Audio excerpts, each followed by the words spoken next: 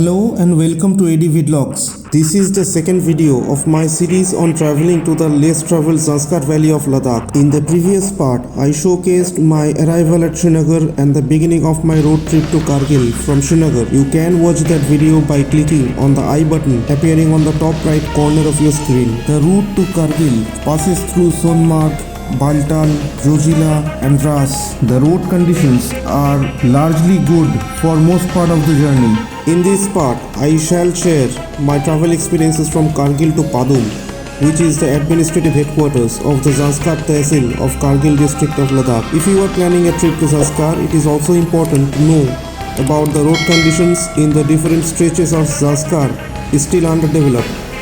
So do watch the entire video till its end.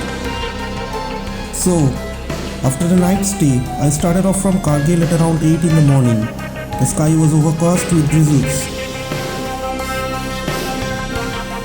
Immediately upon leaving the Kargil town, the colors of the landscape began to change. The route travels alongside the Suru river. The chunks of small clouds were adding an extra dimension to the hilltops.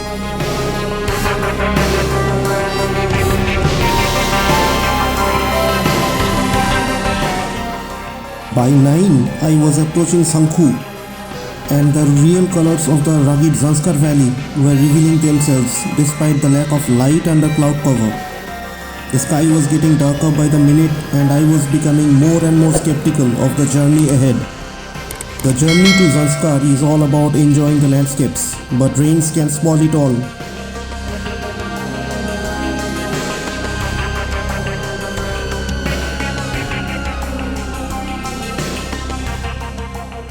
At around 9:30, I reached SHINKU, and this is where you can have some food if you need to. The options will however be very limited.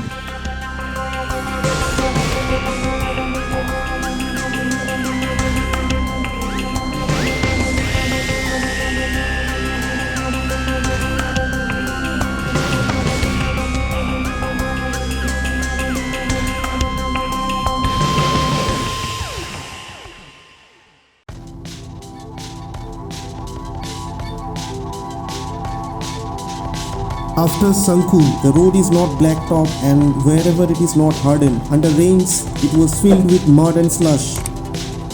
So if you plan to ride your motorcycle along this route, it can either be an excellent off-roading experience or a complete disaster.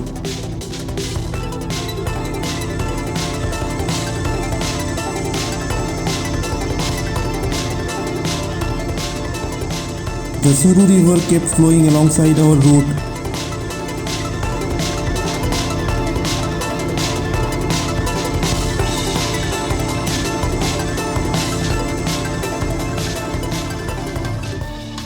And wherever the valley opens up, it is difficult to resist the temptation to stop and document where the eyes were meeting.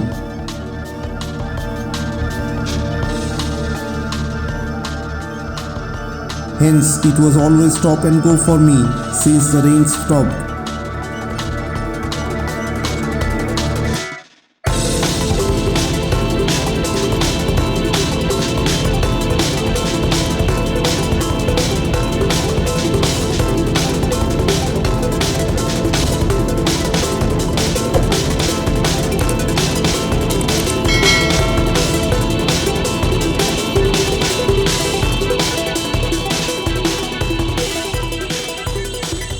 These alternates of hardened surfaces and stretches of absolute slush would continue till a little further ahead of the small hamlet of Parakchik, as you will see here.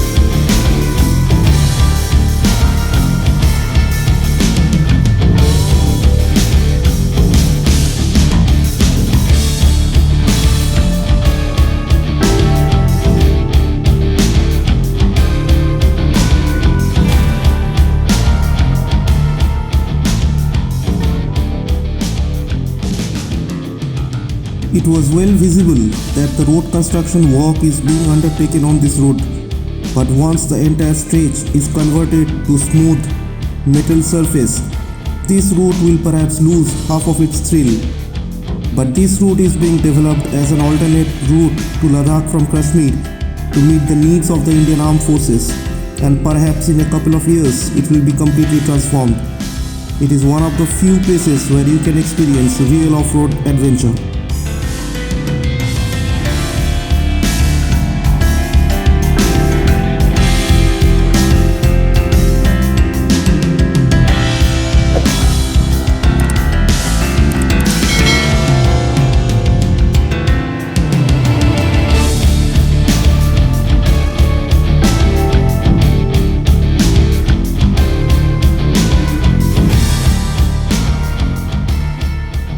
It was past 1 p.m. by the time I reached Parakchik. There is a road which leads up to the base of the Parakchik glacier, which you can explore if you so desire.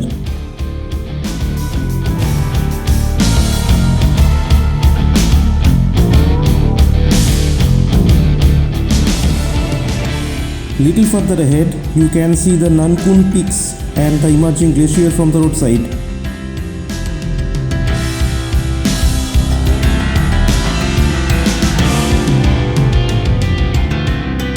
Hereafter, there will be no blacktop surface and the road will get rocky with a few water crossings along the route.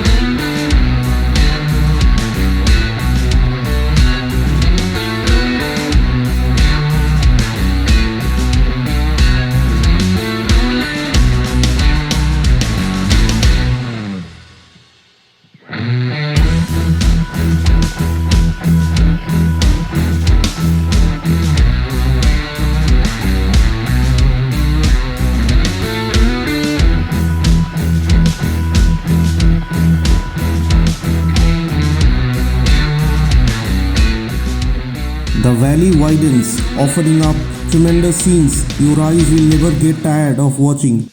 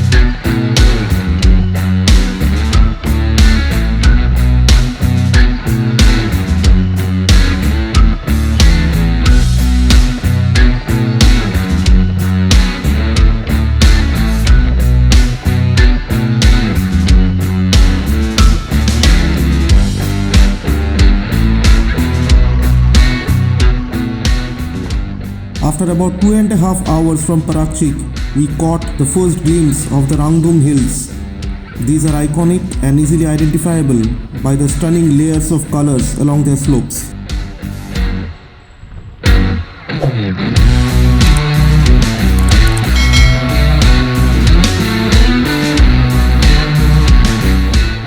As you approach RANGDUM, the old route descends down the dried riverbed, while the new road is being constructed along the foothills of the nearby peaks. This place will have you witness the beautiful interplay of sun rays and shadows of the clouds on the landscape, which is a fascinating watch.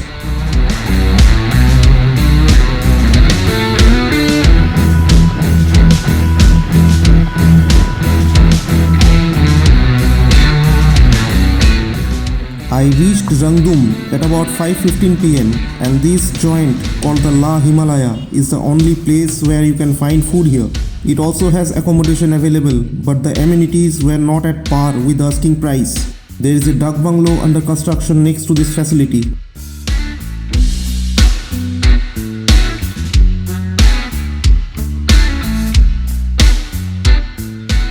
We managed to find a campsite a little further ahead inside the village. It had about 10 Swiss tents, each accommodating about 4 persons, with amenities good enough to host families. The charges were 4,500 for 3 with food for a night. After some food and a bit of rest, I set off towards Pensi, which can be a very exciting location for capturing the Milky Way. It was past 7 in the evening. The setting sun cast a golden shade on the hilltops, and the cameras could not imitate what my naked eyes witnessed. Pensi is located about 15 kilometers from RANGDUM. However, the clouds played mayhem with my plans of attempting to capture the Milky Way with the Drang Drung glacier in the foreground. I set off next morning at around 9:30. The sky was again shady with drizzles. The destination, Padum, about 120 kilometers away, crossing the Pensi Pass and the Drang Drung glacier on the way. Photography sessions would eat up a lot of time on the way, and hence the short distance planned for the day. The beauty of the river valley here is beyond description as you climb higher towards Pensi from RANGDUM.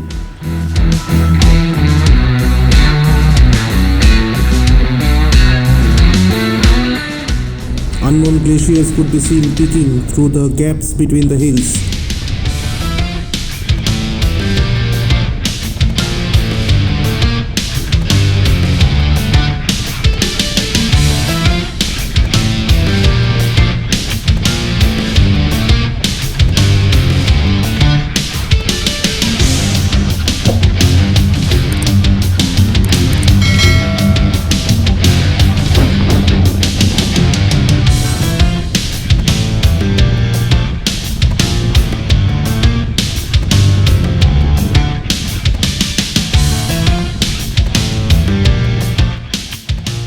This is the Pensi top at about 14,500 feet.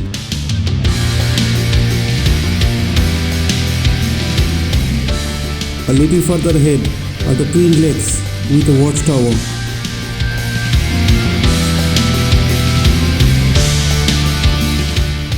Constructed at a very convenient place.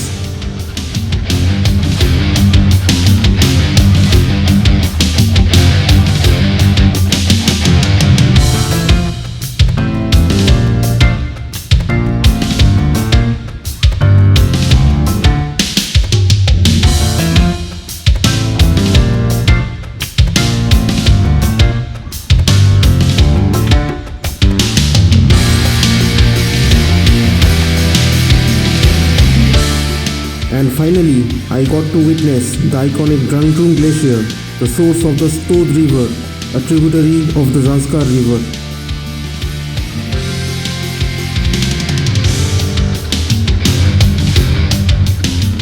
While descending down further after crossing the Drang Drung, a vast swathe of open valley emerged, something similar of a kind of which shall be difficult to find. By the time we were on the riverbed, it again started raining and the road worsened again.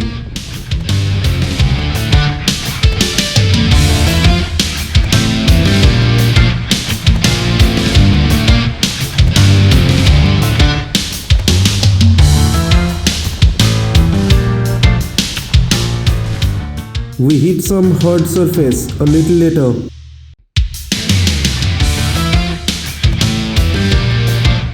And further ahead, for the first time after RANGDUM, we were in human company.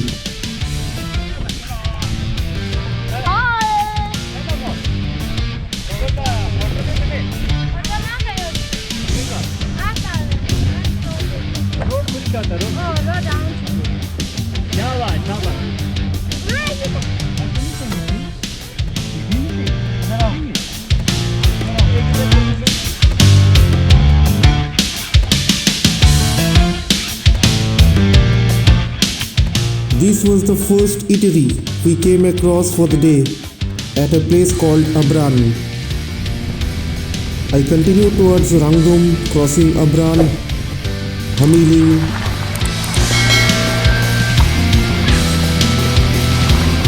Skayagam.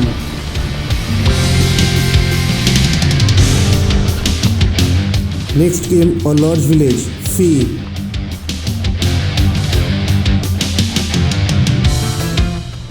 Here there were a couple of homestays.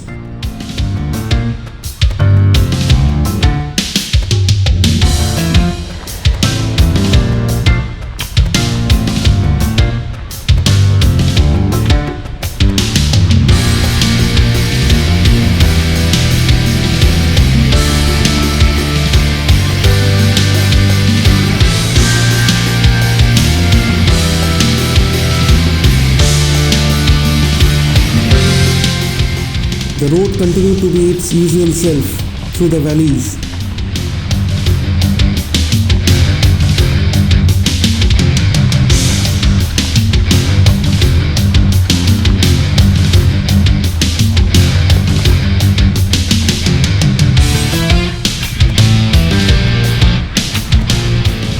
With rolled base layers constructed on certain stretches.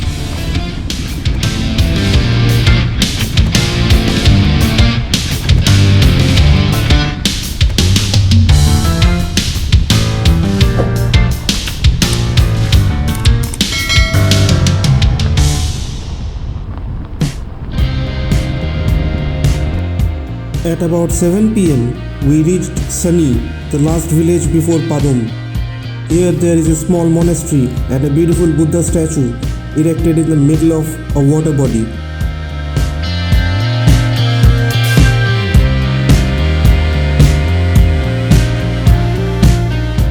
After Sani, the road is fantastic up to Padum.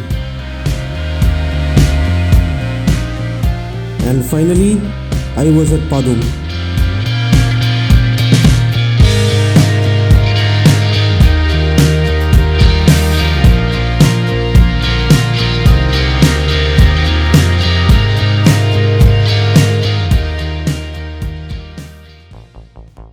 I shall close this video here. In the next part, I shall be traveling to GONBO RONJON and the SHINKU pass from Padum. So do watch out for that. I hope you liked the video, and if you did, please share it with your friends and family. Do click the like button and comment with your queries and suggestions if any. Also hit the subscribe button to get updates about the videos as and when I upload. Thanks for watching.